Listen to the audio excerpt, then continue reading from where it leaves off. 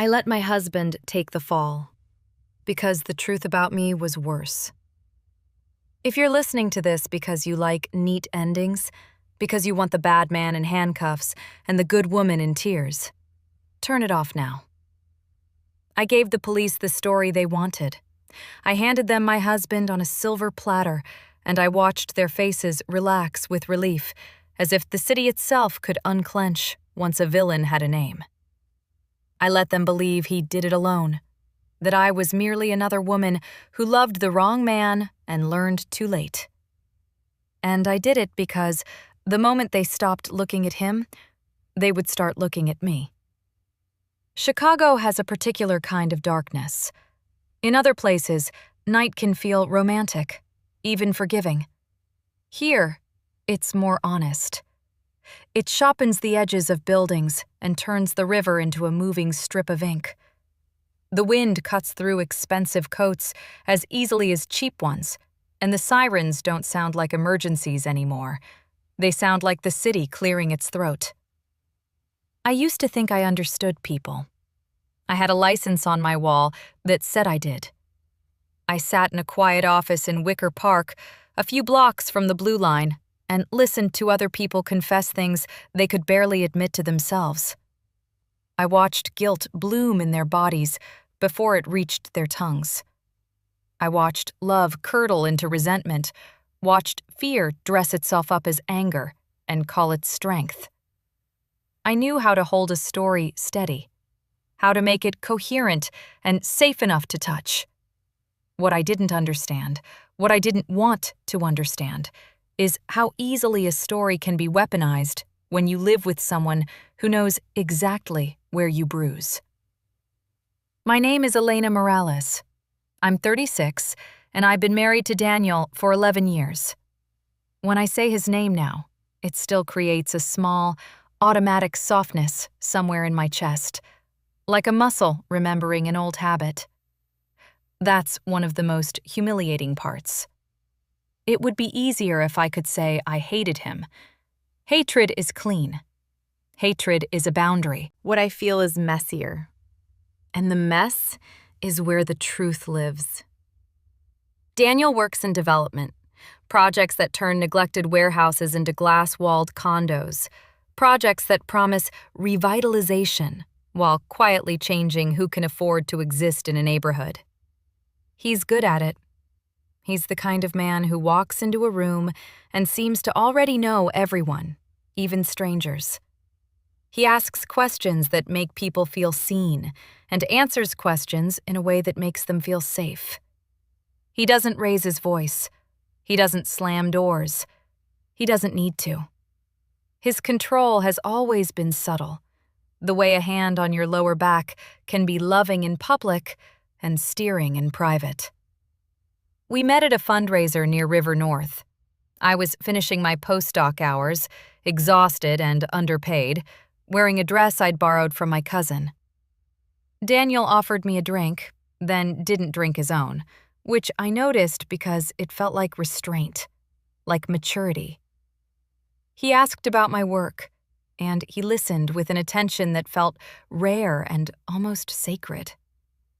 When I told him I studied trauma bonds and coercive relationships, he smiled as if I'd told him a secret language we both spoke. "I've always thought love is partly logistics," he said. "If you know someone well enough, you can keep them safe." I remember the phrase, keep them safe. It's so gentle. It's so reasonable. It's also the exact phrase you can use to justify a cage. I fell in love with him the way competent women sometimes fall in love, not because he dazzled me, but because he made the world feel manageable. He made decisions quickly. He always had a plan. When I doubted myself, he acted certain enough for both of us. The first year of our marriage, I thought his attention was romance.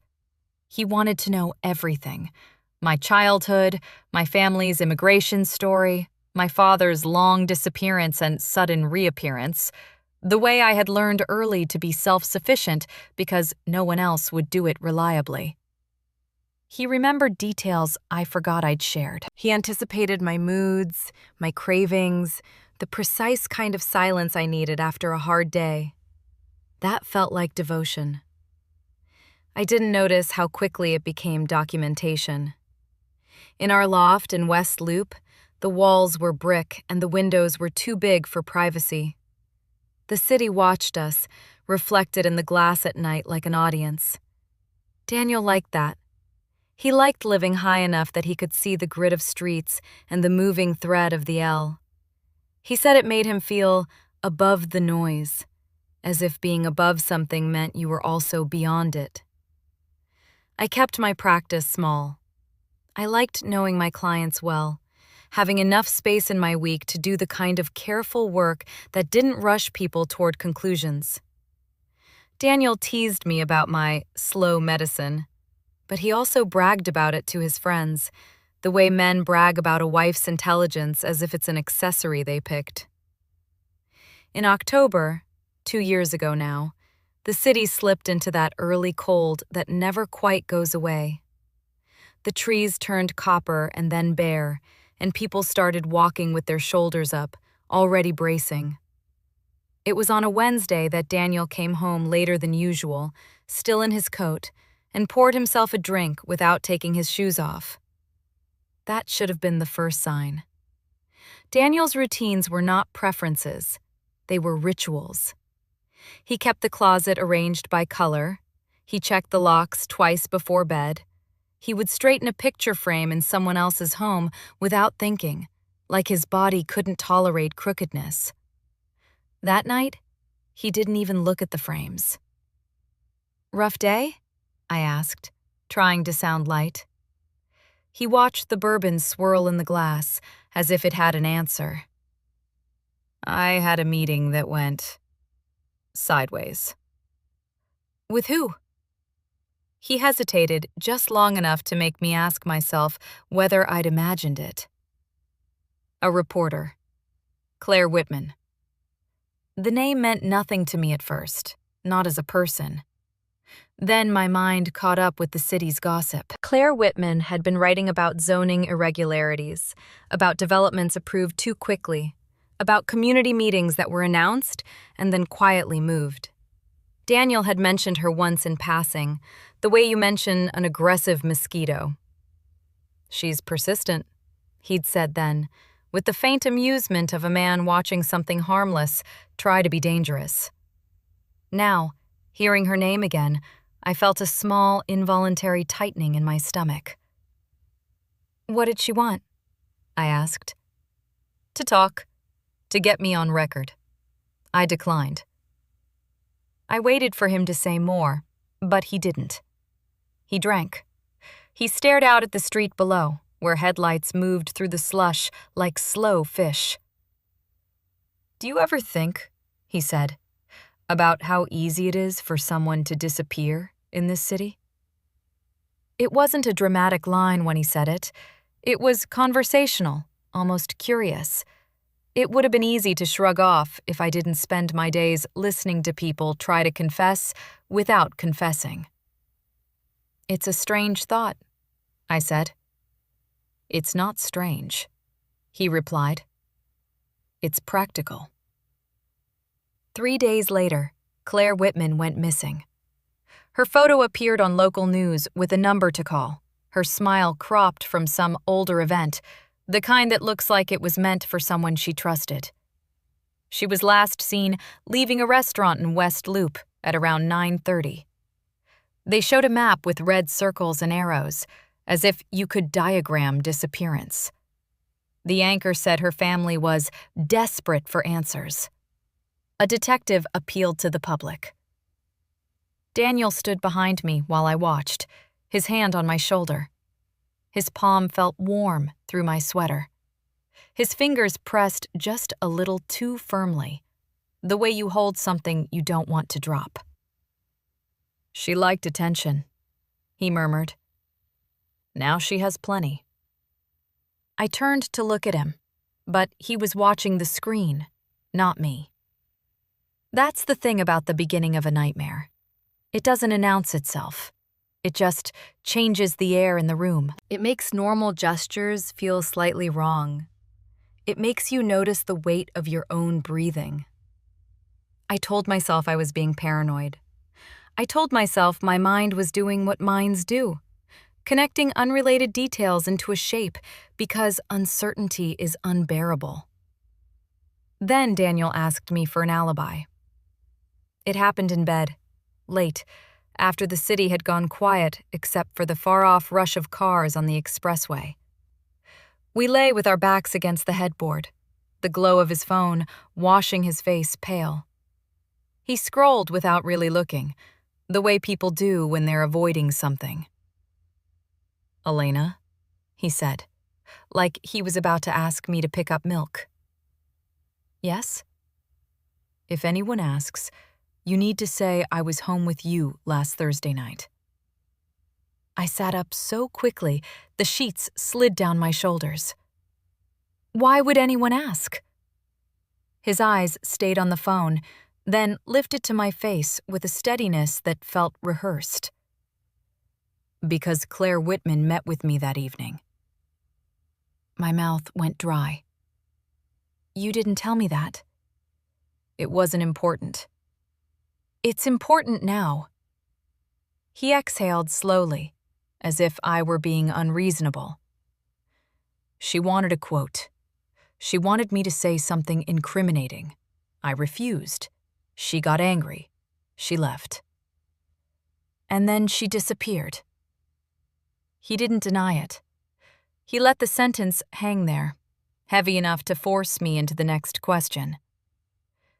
"Daniel," I said carefully, "were you home?" He looked at me for a long moment, and in that pause, I saw something I hadn't seen clearly before.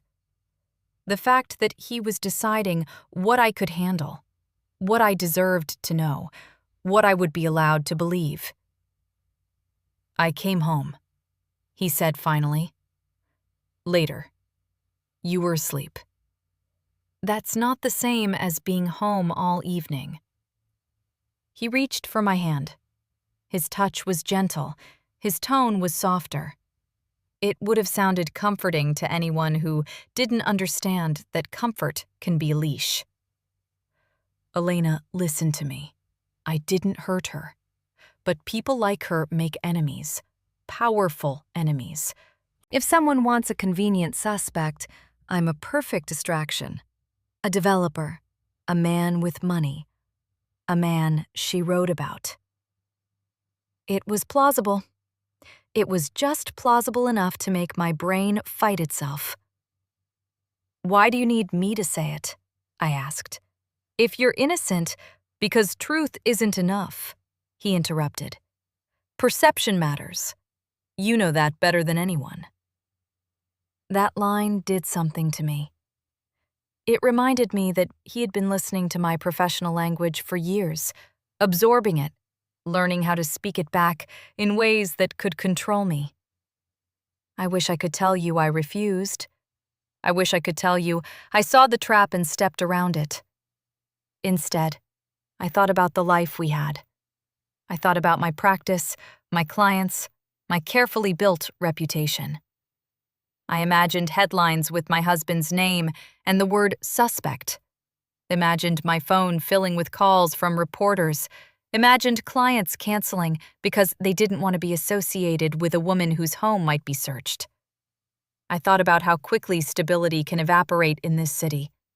How it takes one accusation to change the way your neighbors look at you in the elevator. And I said yes. 2 days later, a detective called. His voice was calm, professional, courteous. He asked where Daniel had been on Thursday. He asked when I'd last seen him. He asked if he drank or used drugs. He asked if he'd ever been violent. He asked if he owned weapons. I told the truth until I got to the part Daniel had asked me to rewrite. "I was home," I said. "He was home with me. We didn't go out." The detective thanked me. He didn't sound convinced, but he didn't challenge me either. He had a note to make and a box to check.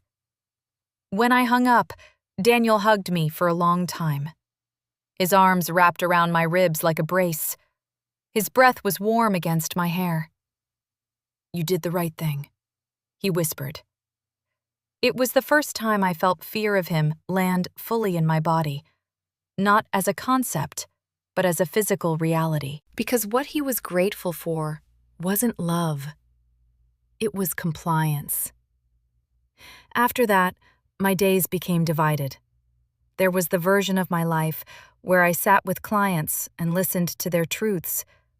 Then there was the version where I came home and lived inside a lie that I had helped build. Chicago kept moving around me. People still lined up for coffee. The L trains still screeched around corners. Couples still argued quietly in grocery store aisles.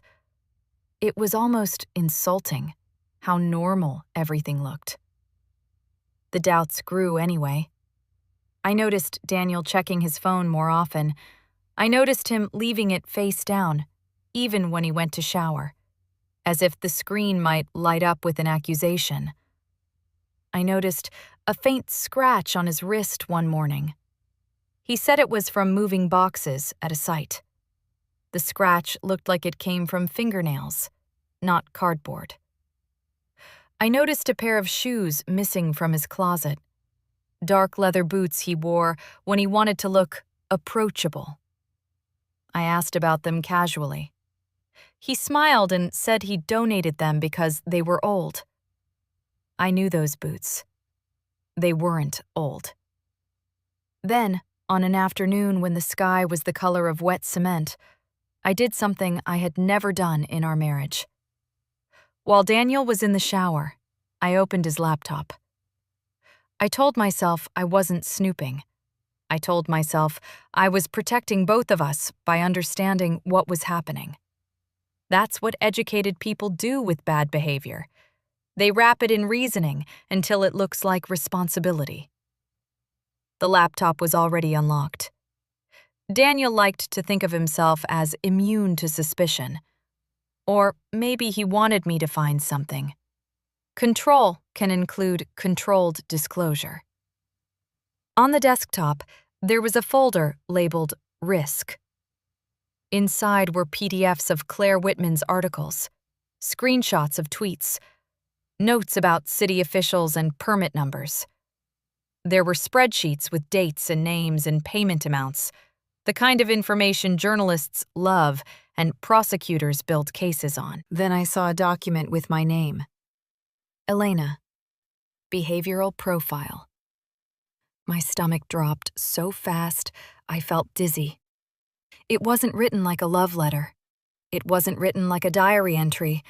It was written like a clinical assessment, the kind I would write about someone else if I needed to understand their patterns. Strengths. High empathy, strong moral reasoning, conflict avoidant in intimate dynamics, high need for relational stability. Vulnerabilities. Fear of abandonment, guilt-prone, strong identity investment in being good, responsive to reassurance when stressed. Under triggers, he had listed things he had learned over the years. Raised voice, sudden withdrawal, public humiliation, threats to professional reputation. Under interventions, he had written strategies. Soften tone, offer certainty, reframe as protection, introduce external enemy. There were dates beside some notes, as if he had been tracking experiments. I stared at the screen and felt something in me shift, from confusion into clarity so sharp it hurt. Daniel wasn't just my husband. He was my observer, my manager, and then, worse, he was good at it. I closed the laptop before the shower stopped running. I sat on the couch and tried to slow my breathing, tried to arrange my face into something normal. When Daniel emerged, towel around his waist, he kissed the top of my head and asked what I wanted for dinner. My voice sounded like someone else's when I answered. That night, I slept badly. In the dark, Daniel's breathing beside me didn't soothe me. It sounded like patience. It sounded like possession. Over the next week, I began to do what I do best when my emotions are too loud. I investigated quietly. I searched news updates about Claire. I read forums where people speculated. I looked at maps of where she was last seen, where her phone last pinged, what the police had released, and what they were withholding. I also searched my own email for her name. That was when I found the message. It had been sent 2 weeks before she disappeared. Subject line: "Off the record, please read." She wrote that she was investigating Daniel's company and some unusual financial flows tied to redevelopment projects. She wrote that she wanted to talk to me specifically because she believed I might be a way to understand him. She hinted at intimidation tactics, at threats that weren't explicit enough to prosecute but clear enough to terrify. She asked if we could meet. I had ignored it. I hadn't even replied. At the time, I told myself it was not my business. I told myself I couldn't get involved with my husband's work. I told myself she was dramatic, hungry for a story. Now, reading her words, my mouth tasted like metal. There was another email from her, sent the day she vanished. I had never opened it. This one was shorter. The subject line: "Please be careful." The body: "He is not who you think he is." I sat in my office long after my last client left, staring at the screen, feeling something like nausea and something like grief. Not for Claire, not yet, but for the version of myself that had believed safety was something you could outsource to a man with a plan. I didn't confront Daniel. Confrontation with someone like him isn't a moment. It's a transaction, and I didn't know what he would demand as payment. Instead, I became strategic. I started leaving my phone in my office sometimes just to see how he reacted. He would text repeatedly, then call, then appear at my building by coincidence to bring me lunch. He didn't accuse me of hiding anything. He didn't need to. His presence was the accusation. I began to keep my own notes, but not on paper. Paper can be found. I wrote them in drafts of emails to myself and never sent them. Dates, comments, odd behaviors. I also did something I'm not proud of, but pride is a luxury you lose when fear becomes a daily companion. I contacted a former colleague from graduate school, a woman named Priya, who now did forensic consulting. I framed everything as hypothetical, as curiosity, as professional interest. "If someone asked you for an alibi," I said over coffee in Logan Square, "and you weren't sure you remembered the night clearly, what would you do?" Priya watched me for a moment, her eyes sharp. "I would tell the truth about what I know and what I don't." "And if the person asking was your spouse?" "Then I'd be even more careful," she said quietly, "because spouses are the easiest witnesses to shape." She didn't say more. She didn't need to. In January, the case turned colder. The news moved on. Chicago had new crimes to talk about, new scandals, new weather to complain about. Claire's face faded from screens. And then, in March, the river gave her back. Construction workers near a redevelopment site along the Chicago River found remains in a section of frozen, churned earth. The detectives used dental records to identify her. The news said homicide, without details. The city reacted the way it always does: brief outrage, then fatigue. The site belonged to a partner company Daniel had worked with. He came home that evening pale, his movements too controlled, like he was holding himself together with effort. "They found her," he said. "Where?" Near the river, he replied, then added, not with grief, but with irritation. It's going to be messy. Messy. It was such a small word, but it exposed everything. If he had been innocent, if he had been merely afraid, he would have sounded horrified. He would have sounded sad. Instead, he sounded inconvenienced. That night, for the first time in our marriage, I locked the bathroom door when I showered. I didn't tell him why. I didn't need to. The act itself was a boundary, and boundaries are threats to men who survive on access. The police contacted us again after the body was found. This time, they wanted follow-up interviews, timelines, details. They asked about Daniel's work, his meetings, his phone records. They asked about his relationship with Claire. They asked about my relationship with her, too. Did she ever contact you? The detective asked, pen poised. I felt my pulse in my fingertips. If I said yes, I would have to explain why I ignored her. If I said no, I would have to lie again, and I could feel my capacity for lying collapsing under its own weight. She emailed me once, I said carefully. I didn't respond. The detective's eyes narrowed slightly. Did your husband know? I looked at Daniel. He looked back at me with a calm so smooth it felt like a warning. No, I said. It was the lie that protected me more than him. After the detectives left, Daniel waited until we were alone. Then he asked, still calm, "Why did you tell them that?" "Because it's true," I said. "You didn't mention the second email." My blood went cold. I didn't let it show. Years of sitting across from people in pain had taught me how to keep my face steady, even when my insides were unraveling. "I don't know what you mean," I said. He walked closer, slowly, as if approaching an animal that might bolt. "Elena," he said softly, "do you think I don't know what comes into our house?" I didn't answer. He didn't touch me. That would have been too obvious. Instead, he reached for a strand of hair near my cheek and tucked it behind my ear with a tenderness that made my skin crawl. "You're frightened," he said.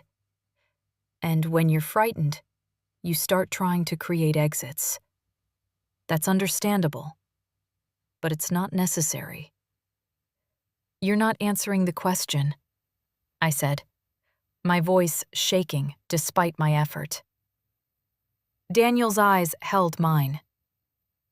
"There's nothing to answer," he said, "because you're imagining the worst, and that imagination will destroy us faster than any investigation." The phrase "destroy us" landed like a weight. It wasn't about guilt or innocence. It was about the preservation of the unit, the marriage, the image, the structure where his control lived. That was the moment I realized something else. Daniel wasn't just afraid of the law. He was afraid of losing me as a mirror. I became careful in a new way after that. Not just with what I said, but with what I seemed to believe. Daniel could handle resistance if it was emotional. Tears, anger, pleading. He knew how to soothe those. What he couldn't handle was neutrality, distance, the kind of quiet observation that makes manipulation visible. So I gave him softness in public and silence in private.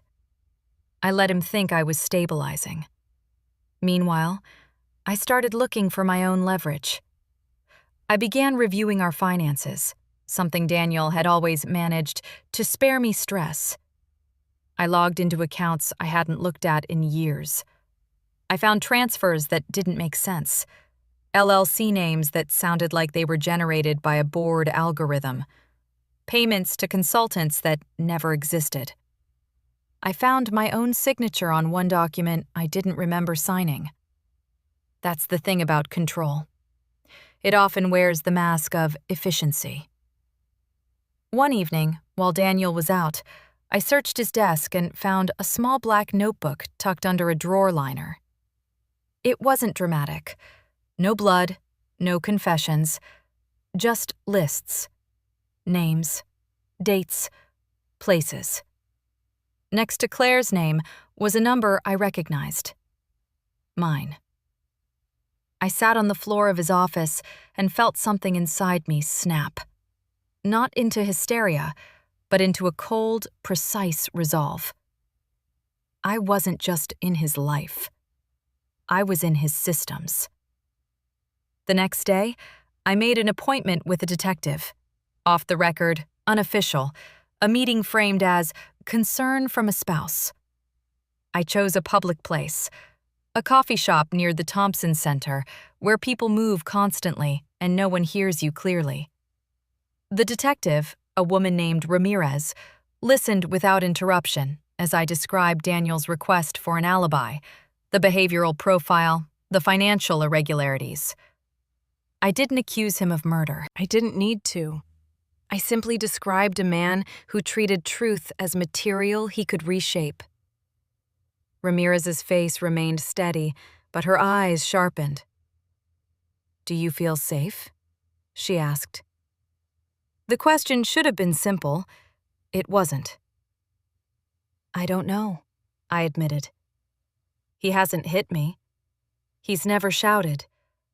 That's what makes it hard to explain." Ramirez nodded slowly, as if she had heard this too many times. "Control doesn't need bruises," she said. "It needs access." When I left that meeting, I felt something like relief. I also felt something like betrayal, and I hated myself for it. The body sometimes mourns a cage because it's familiar. That night, Daniel made dinner. He poured wine. He asked about my day with a softness that almost looked like tenderness. Then, casually, as if discussing the weather, he said, "Detective Ramirez seems competent." The fork slipped slightly in my hand. I recovered quickly, but I could feel my heartbeat in my ears. "I don't know what you're talking about," I said. Daniel smiled faintly. "Of course you do."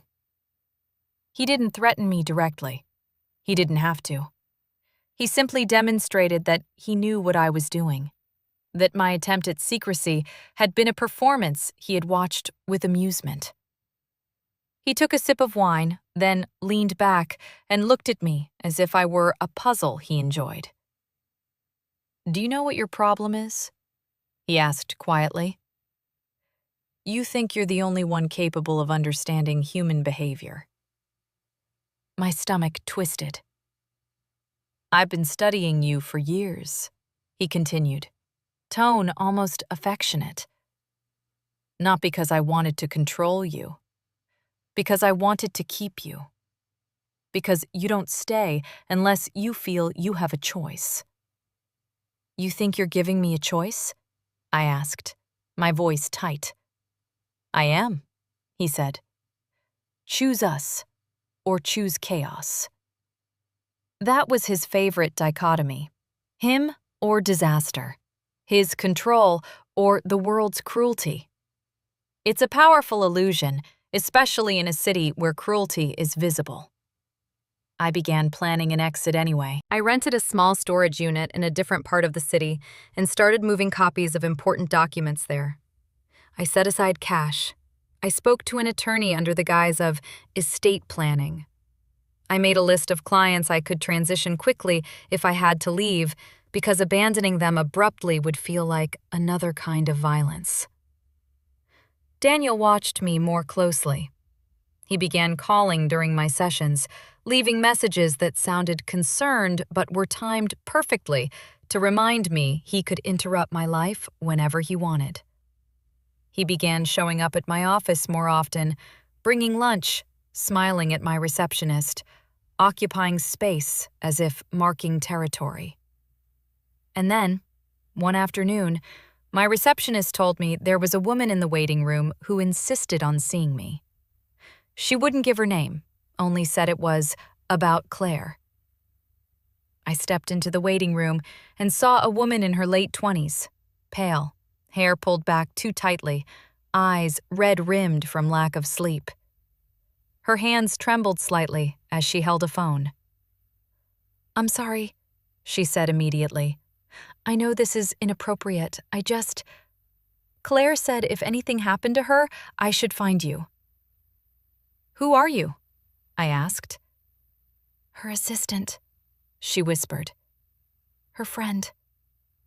She looked like someone who had been living inside fear for months. She handed me her phone and showed me a voice memo file. It was labeled with a date, the day Claire disappeared. "She recorded this because she said she didn't trust what was happening," the woman said. "She said your husband was involved. She said you might not know, but she said you were smart."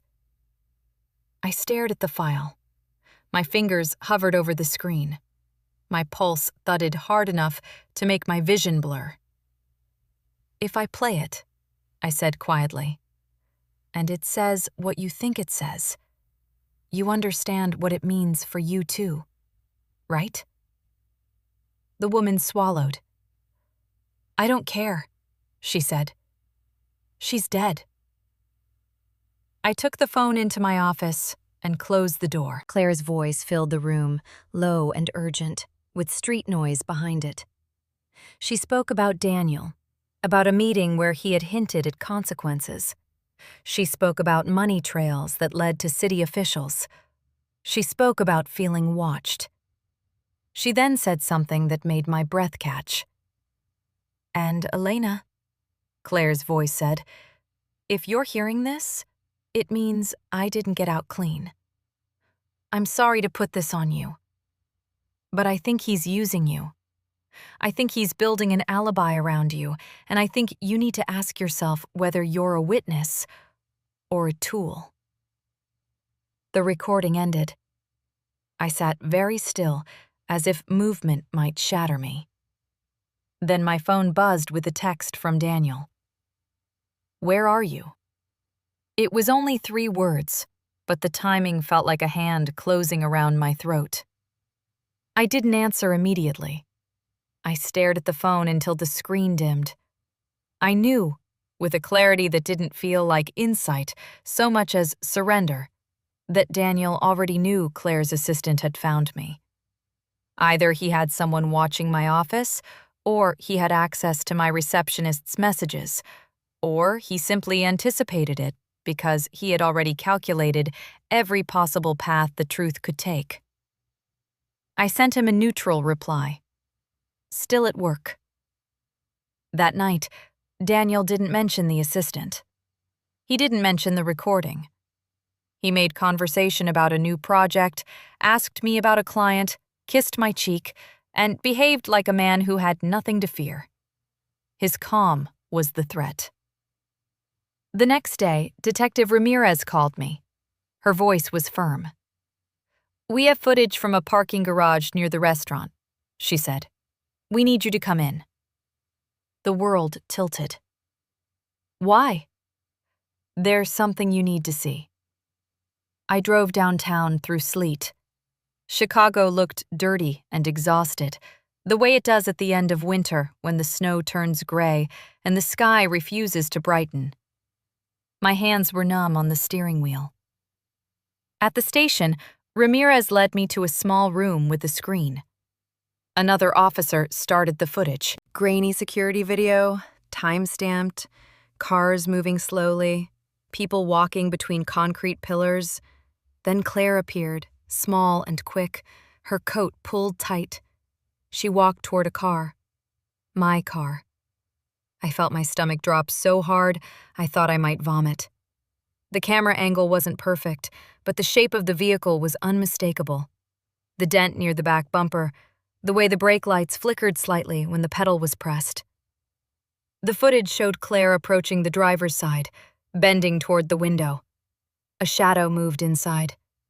The car jerked forward suddenly. Claire stumbled back, then fell. The car sped out of frame. I heard myself breathing, loud and ragged, like someone else had entered my body. Ramirez paused the video.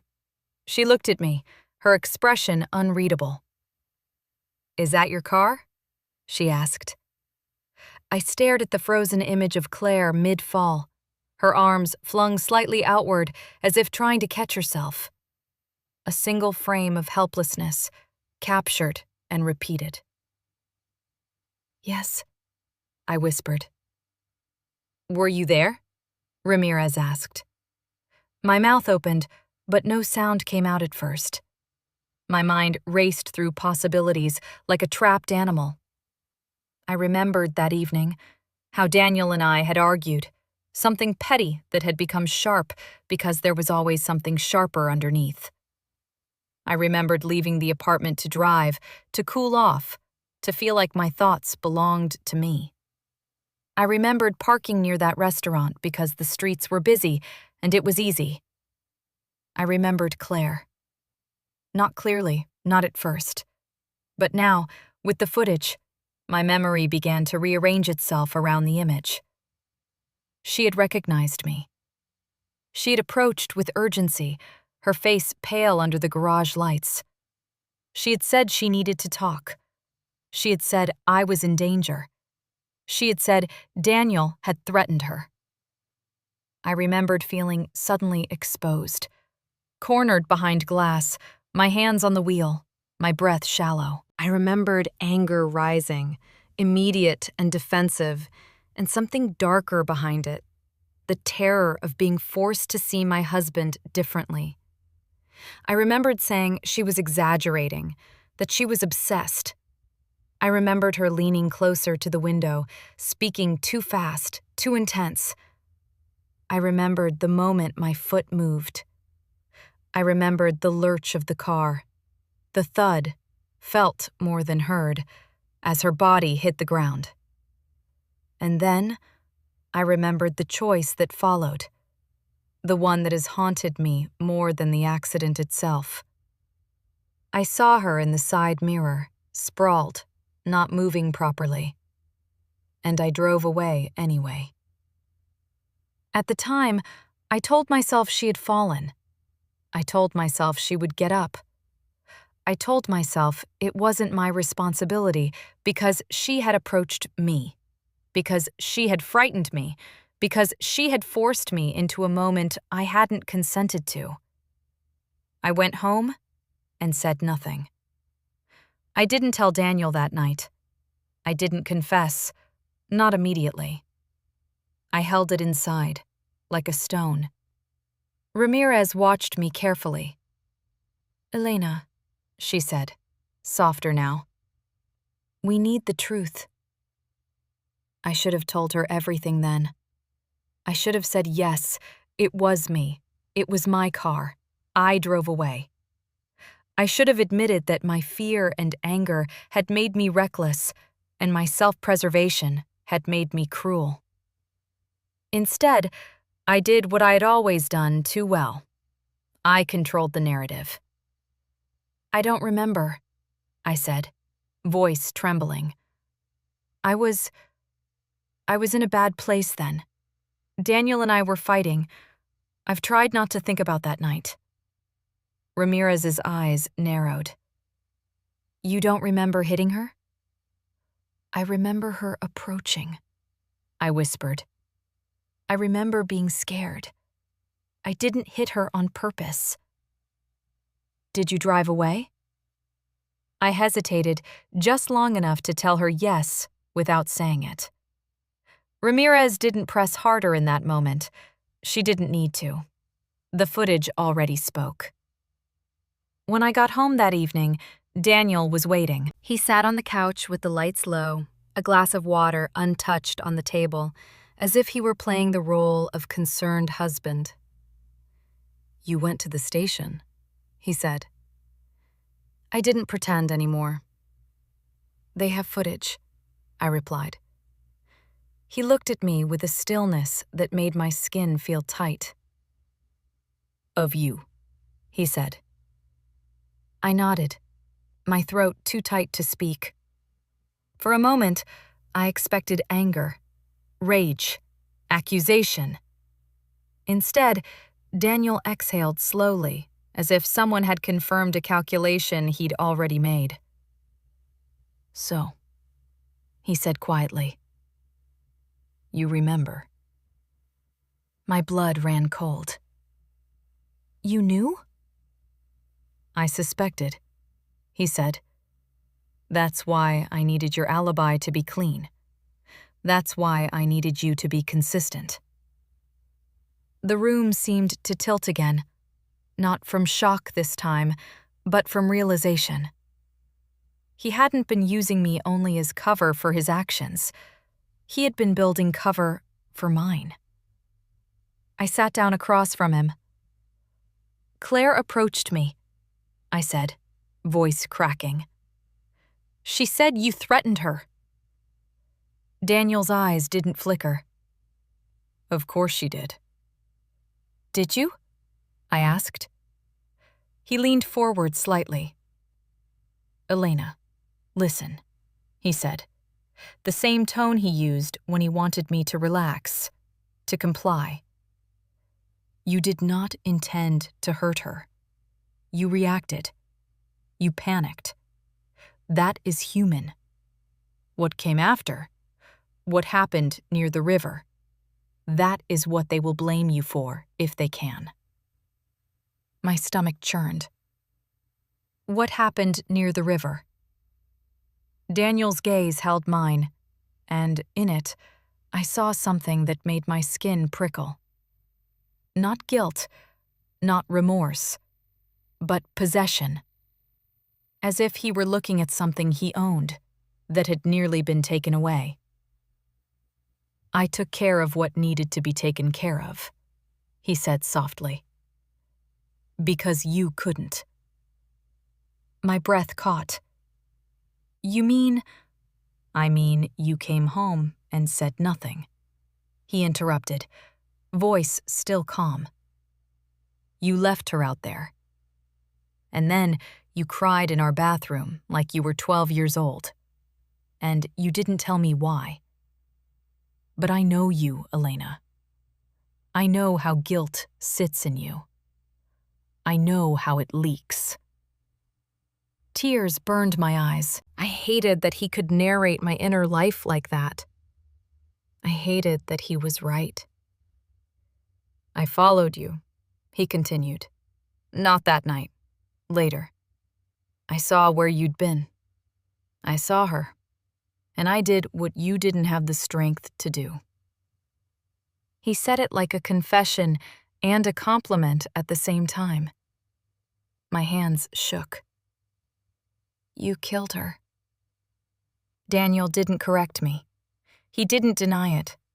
He simply watched me, as if gauging whether I would break. I protected us, he said. That's what you wanted, even if you couldn't admit it. No, I whispered. I didn't want that.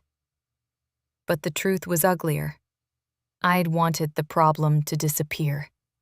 I'd wanted to go back to my life. I had wanted to believe my marriage could survive. And now Daniel had made that wish real, in the only way a man like him knows how, by making the cost unbearable. That night, I slept in the guest room with the door locked. Daniel didn't try to enter. He didn't need to. He had already entered every part of me that mattered. From then on, the power dynamic changed. Not because Daniel lost control, but because I stopped pretending I didn't understand what kind of control it was. He began to speak more openly, in careful hints that were almost worse than outright threats. He reminded me, gently, that the footage showed my car. He reminded me, softly, that a prosecutor could decide to make me the centerpiece of the story, if it served their case. He also began to isolate me in ways that were almost invisible. He suggested I take fewer clients because stress affects memory. He offered to handle my billing because paperwork attracts attention. He wanted to be the filter through which the world reached me. And I let him, for longer than I want to admit, because fear makes you compliant, and compliance feels temporarily like safety. But there is a point where fear turns into something else. It happened in my office one morning when a client, a woman in her 40s leaving a controlling partner, looked at me and said, "He tells me I'm nothing without him. Sometimes I believe it, and sometimes I think I'm going to die if I stay." I held her gaze and felt my throat tighten, because I suddenly understood that I was doing what I had been teaching other people not to do. I was waiting for permission to save myself. That afternoon, I called Priya again. I didn't make it hypothetical this time. "I need help," I said. She didn't ask questions over the phone. She gave me an address. When I arrived at her apartment, Priya listened as I told her everything, including the footage, including Daniel's confession, including my own abandonment of Claire on that garage floor. Priya didn't flinch. She didn't comfort me either. Her steadiness felt like a mirror, and mirrors are not kind. "When you say he took care of it," she said, "do you have anything concrete? Anything he wrote? Anything recorded?" "No," I whispered. "He's careful." "And you?" Priya asked. "Were you careful?" I stared at her, confused. Priya's voice softened slightly. "Elena, you're a psychologist. You know how to document. You know how to capture patterns. Did you ever write anything down? Tell anyone? Save anything?" I thought of the drafts in my email, the notes I had made, the dates. "I have fragments," I admitted. "Fragments can become a case," Priya said. "But you need to decide what you want." "I want to get out," I said. Priya nodded. "Then you need leverage, not just fear, not just morality. Leverage." Over the next weeks, I began gathering it. I copied financial documents. I saved messages. I recorded conversations, only the ones where Daniel implied carefully what he had done. He never said, "I killed her." He never used direct language. He didn't have to. He spoke in euphemisms that sounded like devotion. "I handled it," he would say. "I cleaned it up," he would say. "I protected you," he would say. And every time my stomach turned, because a part of me recognized the truth under the words. He was reminding me that my life was tied to his choices, that my guilt was his strongest tool. Detective Ramirez called again. She told me the DA was considering charges against Daniel for obstruction and possible homicide involvement, but the case was messy. They had the footage of my car, they had financial motives, they had Claire's recording accusing him of threats. They didn't have a clean, direct link between Daniel and the fatal location. They did, however, have me. "We need you to be honest," Ramirez said. "If you're protecting him, you're protecting the wrong person." The sentence should have landed as a moral appeal. Instead, it landed as a strategic question. Which story would destroy me least? I agreed to meet Ramirez privately. I brought copies of the behavioral profile. I brought financial documents. I brought the recording Claire's assistant had given me. I did not bring the footage explanation. I did not confess my abandonment. I gave the police a version of truth that focused the spotlight on Daniel and kept my own shadow thick. This is where the story becomes uncomfortable. Not because of what Daniel did, but because of what I did next. I wanted Daniel stopped. I also wanted myself spared.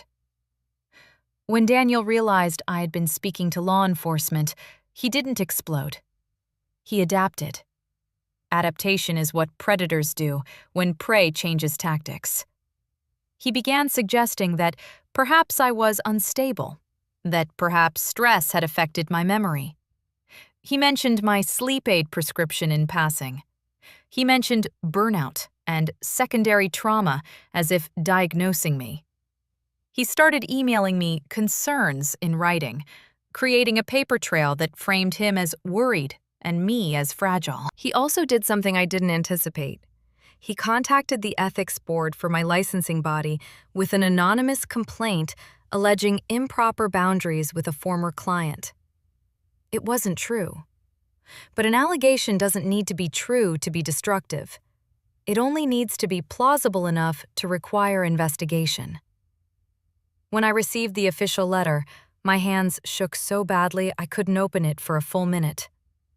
My entire career, my identity, the thing I had built with careful integrity, suddenly it was vulnerable.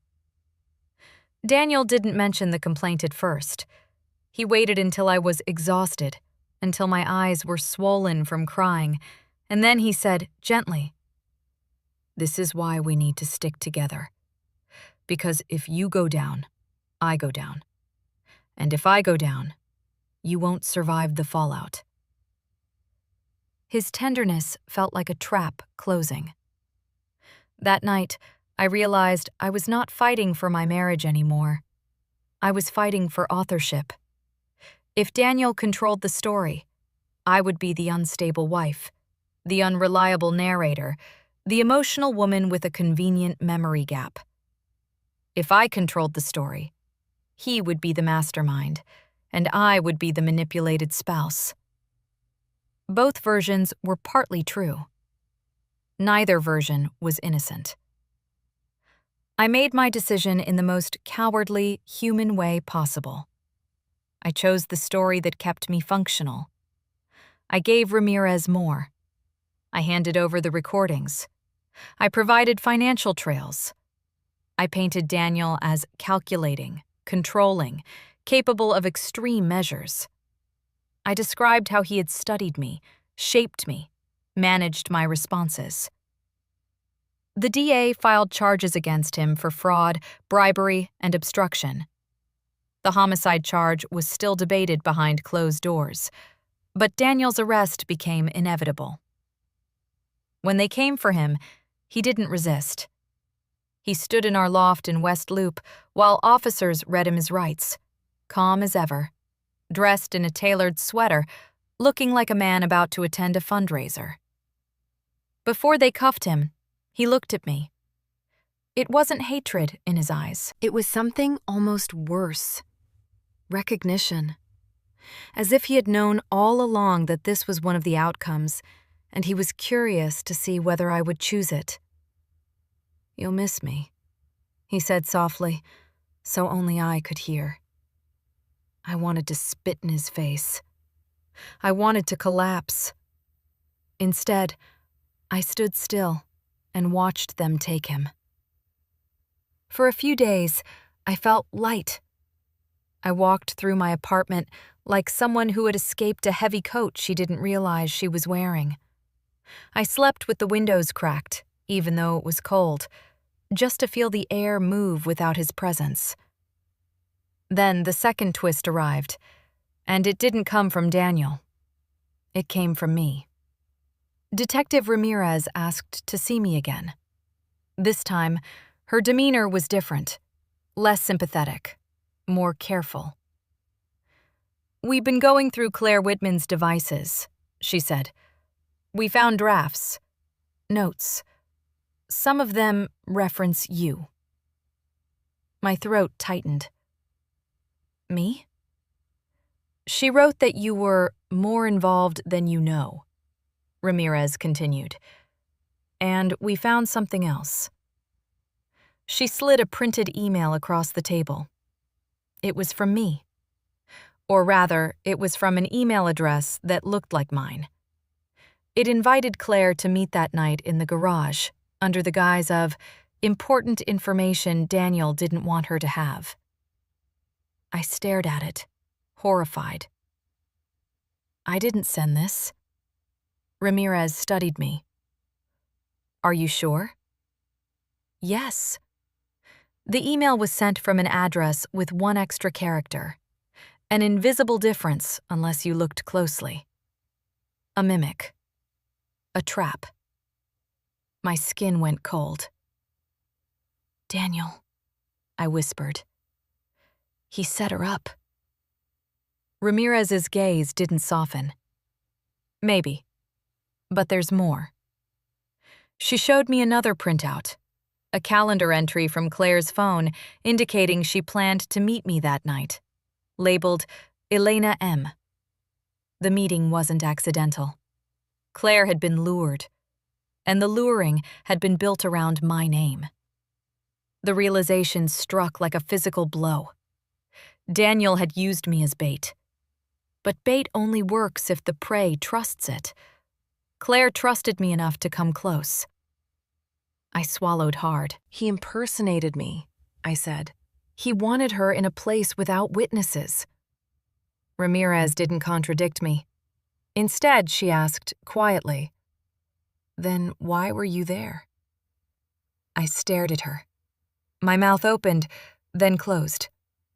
Because that part was true. I had been there.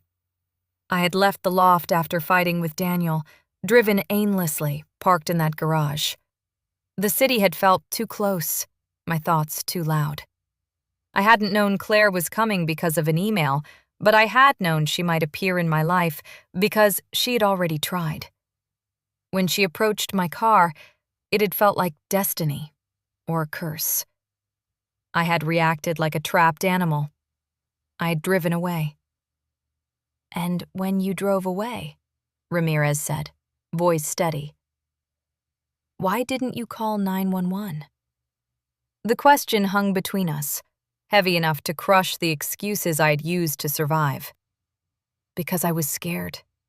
Because I was ashamed. Because I didn't want to be connected. Because I wanted my life to stay intact. Because a part of me was angry at Claire for forcing the truth into my lap. Because I told myself someone else would help. Because I believed Daniel would handle it if it became a problem, and that belief itself was a kind of consent. I didn't say all that. I couldn't. I panicked, I whispered. Ramirez nodded slowly, but her expression remained guarded. Panicked people call for help, she said. They don't disappear. That's when I understood the true shape of my situation. Daniel might go to prison, but my freedom depended on how the story was framed. I left the station with a heaviness that made my legs feel weak. The wind off the lake slammed into me like punishment.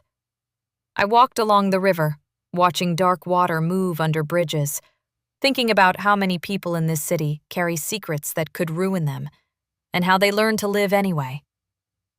Daniel's trial for the financial crimes moved quickly. The evidence was overwhelming. The city loved a corruption case because it feels familiar, manageable, solvable. The homicide case remained murkier. Without a direct confession, without forensic evidence placing him at the river site beyond reasonable doubt, prosecutors hesitated. They could charge him and risk acquittal, or hold back and let the fraud conviction stand. In the end, Daniel pleaded guilty to major fraud charges. He accepted a long sentence. The homicide remained officially unsolved, though everyone in the room understood the unspoken conclusion. I testified against him, carefully, about his control tactics, his manipulation, his financial schemes. I spoke with the same calm clarity I used in my practice, the tone of someone describing a pattern rather than a personal betrayal. I did not testify about the garage. I did not testify about driving away. I did not testify about the fact that Claire's first injury happened because my fear and anger made me reckless, and my self-preservation made me cruel. After the sentencing, Daniel's attorney approached me. He handed me an envelope. "He wanted you to have this," the attorney said. My hands trembled as I opened it. Inside was a small flash drive and a single sheet of paper with Daniel's handwriting. "You chose chaos. So did I. We're alike." I didn't plug the flash drive in for 3 days. I left it on the counter like a venomous insect. When I finally did, I waited until my phone was off, until my blinds were closed, until I had convinced myself that fear was not a reason to stay ignorant. The drive contained one audio file. Daniel's voice filled the room, recorded clearly, as if he had been speaking into a microphone meant for confession. "Elena," he said softly, "if you're listening to this, it means you've decided to live without me. That's brave. Or selfish. Sometimes those are the same." I felt my throat tighten. He continued, calm and intimate. "You've been telling yourself a story where I'm the monster and you're the victim. That story will keep you warm at night, but you and I both know it's incomplete." My pulse hammered. "You didn't call for help," he said, the words landing like a hand around my neck. "You watched her fall, and you drove away. You came home and stood in the shower until the water ran cold. You stared at yourself in the mirror, and you said, 'This can't be real.'" I pressed my hand over my mouth to keep from making a sound. "I didn't create your guilt," Daniel's voice went on. "I used it. That's what I'm good at. I took your mistake and I made it into a bond between us, because I knew you'd rather be controlled than exposed." I wanted to throw the laptop across the room. I couldn't move. "You think I killed her," Daniel said. "Maybe I did what you needed me to do. Maybe I did what I wanted. Maybe those were the same thing. You'll never know for sure, because you'll never ask the question out loud in a room where it can be answered." His voice softened, almost tender. "That's the best part, Elena. You will carry the uncertainty forever. You will carry it the way you carry everything. Quietly, elegantly, privately." Then he said the line that became the final twist, the one that made my skin go cold in a way it never had before. "I didn't send that email as you," he said. "You did." My breath stopped. The file continued without pause, as if he had anticipated my shock. "You don't remember," he murmured. "Or you've convinced yourself you don't. But you were the one who wanted her to come close. You were the one who told me you were tired of being watched. You were the one who said, 'If she keeps digging, she's going to take everything from me.'" My mind reeled. It felt like watching someone else's life. He spoke again, slower, deliberate. "You told her you had information. You told her you wanted to meet. You used that little fake address trick yourself because you're careful and you didn't want it traced. You always think you're the smartest person in the room, Elena. That's why you're so easy to manipulate. Because you can't stand the idea that someone else is playing you." I stared at the screen, nauseated. My memories scrambled, trying to find purchase. Had I? Had I created a decoy email? Had I written to Claire in a moment of panic and resentment, wanting to control the encounter, wanting to end it? There were fragments I didn't like looking at. The nights I drank too much after sessions. The way my anger could get cold and precise when I felt threatened. The way I sometimes imagined pushing problems off a cliff just to hear the silence afterward. Daniel's voice continued, soft as a confession offered as a gift. "You told yourself you were protecting your career," he said, "because she wasn't just investigating me. She was investigating you." My stomach turned violently. My vision blurred, because that part was true. Claire hadn't only been writing about Daniel's deals. She had also been asking questions about a private rehabilitation facility I consulted for, a facility tied to Daniel's investors. A facility where an overdose death had been quietly reclassified, where records had been updated after the fact. I had signed clinical notes I hadn't written because administrators insisted it was just paperwork, and because Daniel said it was how the world works. I had told myself it was harmless. Claire had been digging into that too. Daniel's voice was gentle now, almost loving. "She was going to expose you, Elena. Not because you were a mastermind, but because you were convenient. Because you were clean enough to shock people. Because a psychologist complicit in a cover-up makes a better story than a developer being corrupt. And you knew it." I felt tears spill down my face, hot and humiliating. "So you called her," he said. "Or you emailed her, or however you want to remember it.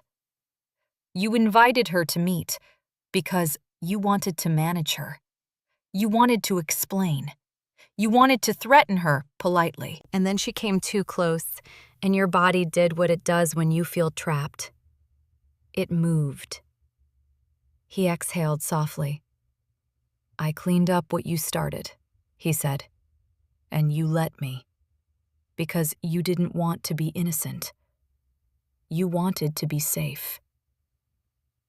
The recording ended. I sat in the dark with the city humming outside, feeling like the floor had fallen away and I was still standing only because my body hadn't received the message yet. Here is what makes that twist so disturbing. I still don't know if Daniel was telling the truth. He could have been planting false memory, using my guilt to rewrite my history.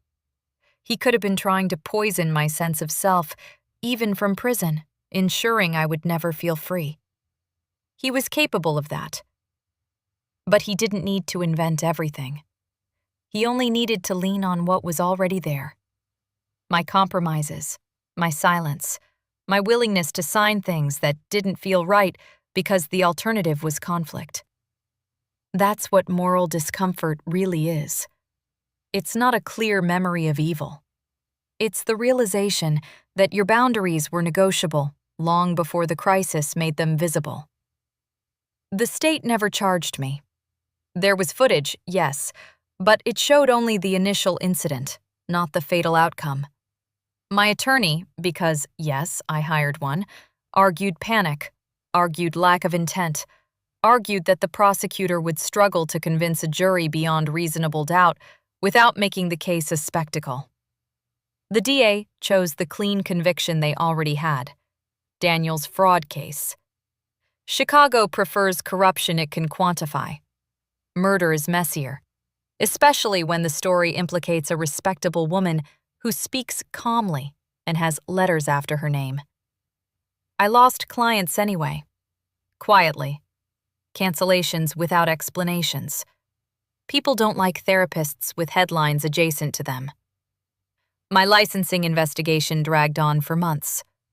I was cleared, technically, because allegations require proof, and my documentation was immaculate. Immaculate documentation, it turns out, can hide rot as easily as it records health.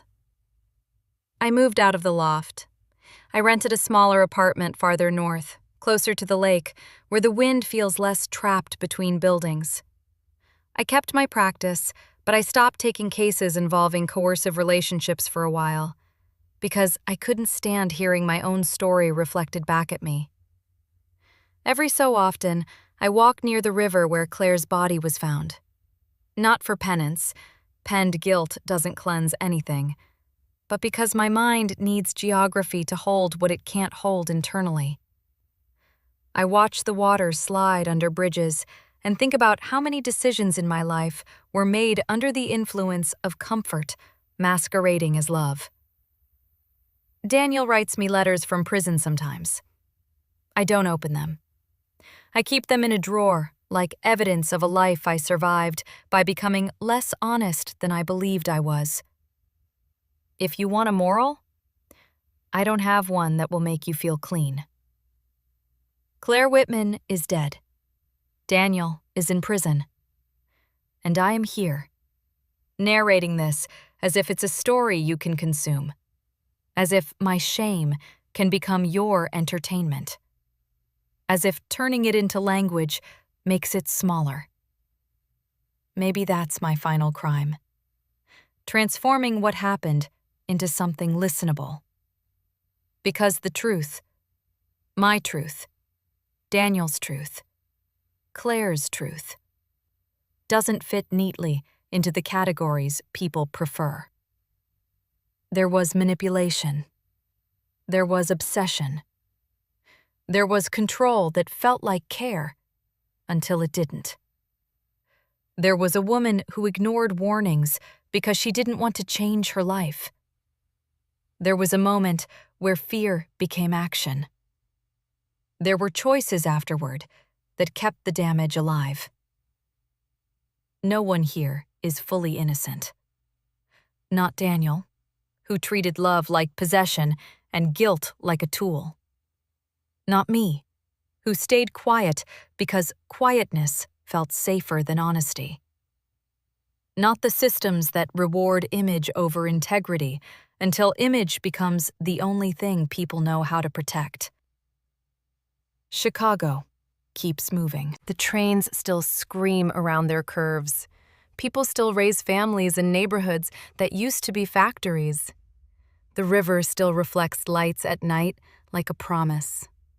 And somewhere, in a file cabinet or a hard drive, there are versions of this story that could ruin me, if someone decides they want the truth more than they want a resolution. I live with that knowledge the way you live with winter here, not by defeating it, but by learning how to breathe through it. And if you're still listening, maybe you recognize something in that.